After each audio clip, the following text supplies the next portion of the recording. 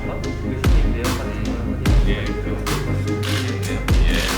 증상 같은 것도 뭐 감기 기운이 있고 예, 잘 알겠습니다. 선생님 바쁘신데 이렇게 또 시간 내주시고 그동안 경험들 들려주셔서 정말 감사합니다. 한번 더 해주세요.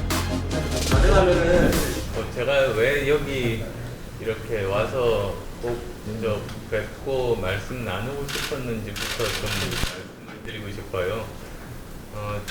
제가 이렇게 현장을 방문하게 된 이유가 크게 두 가지입니다. 우선 첫 번째는 청년 창업이 지금 코로나19 이 시대에 정말로 중요한데 어떤 의미를 가지고 있고 그리고 또 어떤 어려움이 있는지를 이제 직접 들으러 왔습니다. 그 다음에 또 두 번째로는 이 지금 비대면 의료라는 것과 의료계가 어떻게 하면 상생할 수 있을지 거기에 대해서 많은 사람들이 사실 걱정도 하고 고민도 하고 있어서 그 분야에 누구보다도 많은 그런 고민을 하셨던 분들도 이야기도 듣고 싶었습니다. 그래서 여기 왔는데요. 저는 항상 생각했던 것이 청년 창업이 활발한 나라가 그 나라가 미래 발전도 가능하고 활력이 있는 나라라는 생각을 하고 있었습니다. 벌써 오래전입니다만 2017년에 그 이스라엘을 방문을 해서요. 거기 창업국가라는 책이 있습니다. 그래서 거기에 사울 싱어라는 그 두 사람 공저자 중에 한 사람을 직접 뵙고 아주 오랫동안 말씀을 나눈 기억이 새로운데요. 지금 그런 청년 창업이 무엇보다도 중요하신 것이 사실 코로나19 때문에 지금 실업률이 계속 이렇게 급증하고 있고 그 중에서도 특히 청년 실업률은 전체 실업률의 2배 이상입니다. 그리고 이제 청년 취업자 숫자도 급격하게 줄어들고 있어서 이 문제가 심각한 사회 문제가 될 것 같아요. 사실 청년들이 사회에 처음 진출해서 직업을 가지지 못하고 시간이 지나다 보면 거의 평생 삶이 어려워지는 경우들이 많거든요. 그래서 지금 시기에 사회에 진출하는 이 청년들을 어떻게 하면 평생 안정된 직장을 가지고 전문성을 발휘할 수 있게 할 수 있을 건지 국가가 제일 관심 있게 바라봐야 될 문제 아니겠습니까? 그래서 더 중요해진 것 같아요. 그런데 저는 예전부터 창업뿐만 아니라 대한민국 경제가 발전하기 위해서는 꼭 필요한 요소가 세 가지라는 생각을 하고 있었거든요. 우선 가장 첫 번째는 그 기업이나 창업자에게 자유를 주는 겁니다. 자율성을 부여하는 겁니다. 하고 싶은 일들을 정말 자기 생각대로 도전할 수 있도록 해야 되는 거거든요. 그걸 오히려 지금 국가에서는 여러 가지 규제로 막고 있는 거죠. 그 다음 또 두 번째로는 경쟁이 공정하게 이루어지게 국가가 그 시장을 잘 감시하고 관리를 해야 됩니다. 아주 단순한 표현으로 돈 있고 빽이 있는 그렇지만 실력은 없는 사람이나 기업이 이기는 사회는 공정하지 않은 사회 아닙니까? 실력만으로도 이길 수 있고 실력만으로도 벤처기업이 중견기업 되고 중견기업이 대기업 될 수 있는 것이 그게 발전하는 사회 아니겠습니까?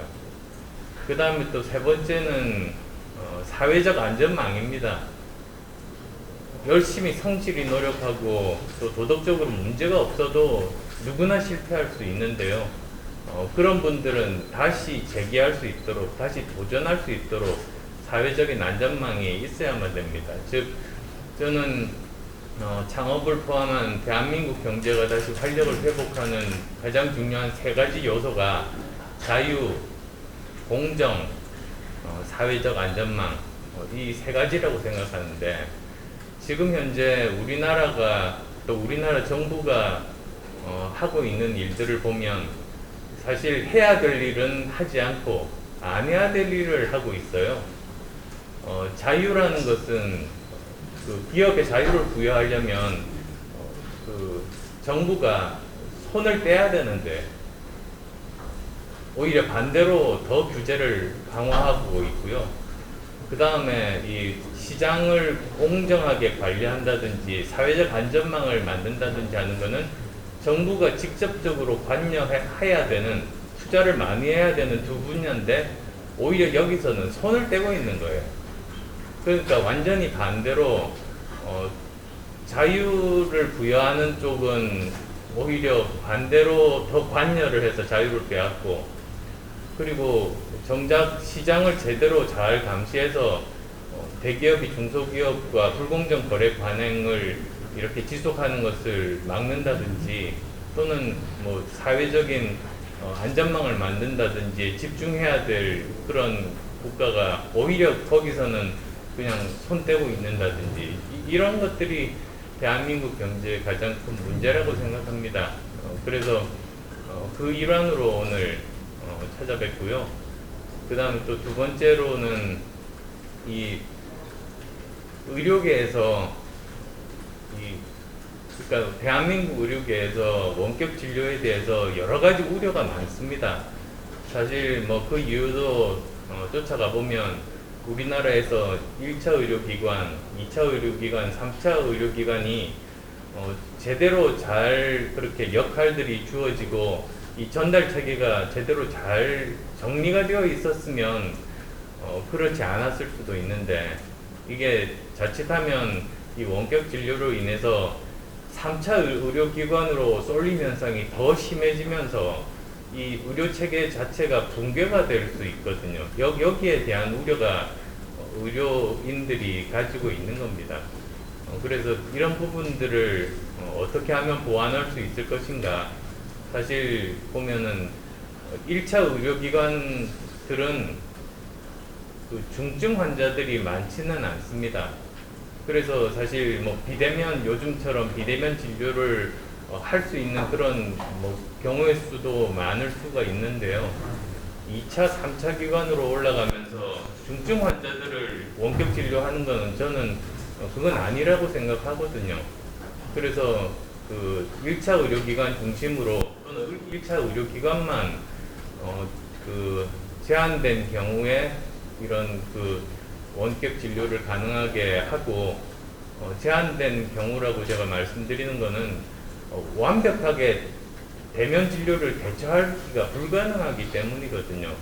사실 이렇게 환자를 직접 눈으로 전체를 관찰을 하고, 그리고 또 필요한 경우에는 그 촉진이라고 해서 직접 이렇게 그 여러 가지 그 몸의 부위에 대해서 손으로 검사를 하는 것들이 사실 의료에서 반드시 필요한데, 그게 비대면 이런 원격 진료에서는 불가능하기 때문에 가장 바람직한 것은 이런 직접 대면 진료와 이 원격 진료가 서로 상호 보완적인 관계를 가지는 것이, 또 이걸 활용할 수 있는 현대 첨단 기술을 활용하고 좀 더 많은 환자를 진료할 수 있는 그런 방법이 아닐까 생각합니다. 저는 그 방향으로 우리나라 지금 제도나 특성에 맞게 나가는 것이 바람직하다고 생각하는데요.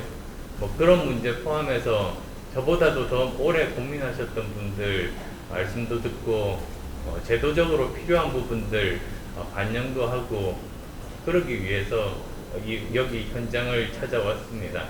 오늘 여러 가지 청년 창업에 대해서 그리고 또 이런 그 의료계와 상생을 위한 고민들, 이런 말씀들 많이 들려주시면 감사하겠습니다.